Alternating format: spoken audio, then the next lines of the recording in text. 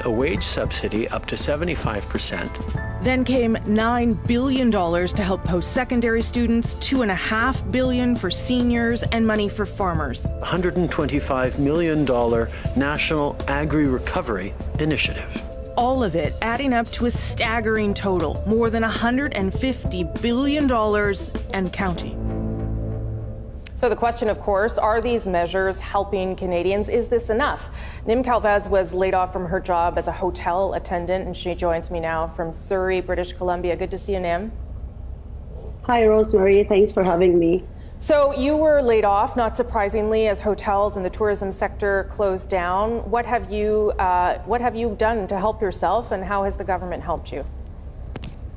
The government helped us with the CERB, the $2,000 benefit that they're giving us. But aside from that, there's not much available for the workers, and it's pretty disappointing. But we're hoping in the long run or long term, the government will figure out something for the workers, especially in my industry. We are the most hardly hit because we rely on tourism for our business and for our work. And seeing how things right now, it's gonna be a while before people want to travel or stay in hotels.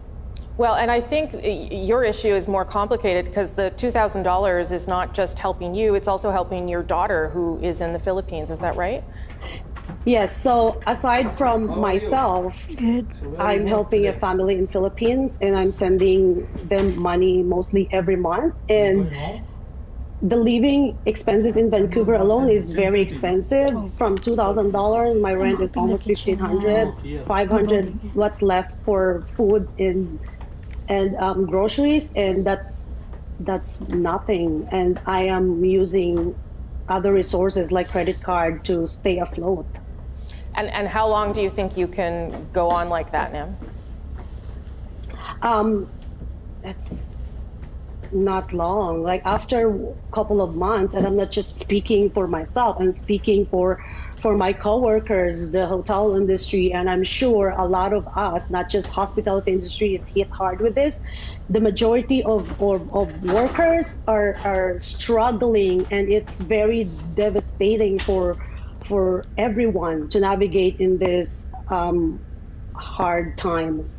Sure. I'm going to talk to the finance minister in a moment. If you had anything that you wanted to ask him, what would you say to him? I'd like the government to think of helping workers in the long term, because right now it's fine, but after maybe a month or two, even right now, we're not okay. It's we lose half of our wages, and that's very hard, but we can manage for short term.